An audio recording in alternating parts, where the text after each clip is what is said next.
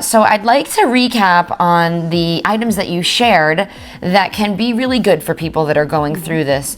Quiet moments. Can you share with us what is a quiet moment?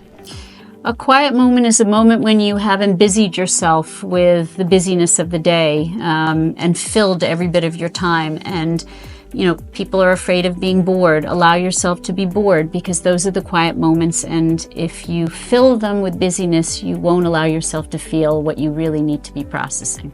You spoke about hugs. Can you talk to us about hugs and why that's important right now? Well, a 10-second hug releases oxytocin, which is a neurotransmitter. It's a love hormone.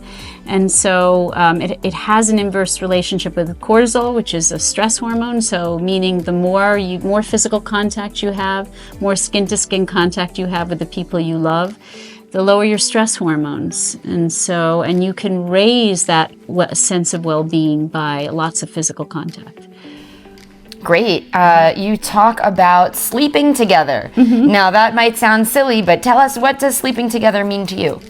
So there's something called nighttime security, which is even more important than daytime security for children, but also for adults, because adults are just big children.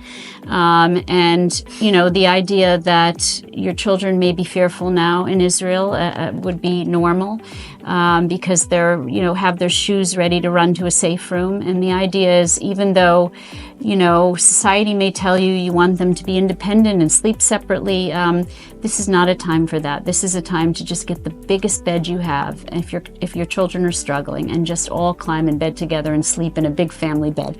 That's what you do in times of great stress.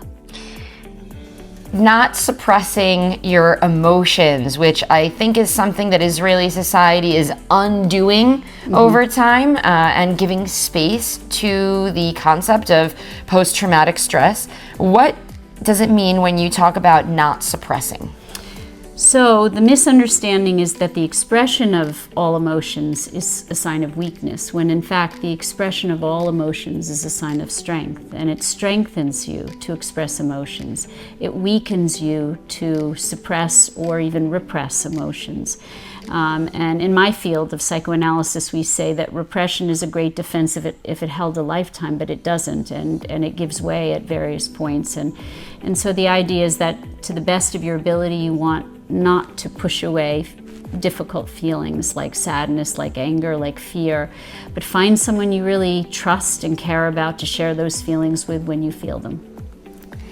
And I think that goes together with variety of emotions, right? So I actually think that my list of 6 is going to be a list of 5, which is perfect, because at the Israel Daily News we do top 5. And our last one is not judging. So not judging those emotions. Can you talk about what it means to not judge your emotions?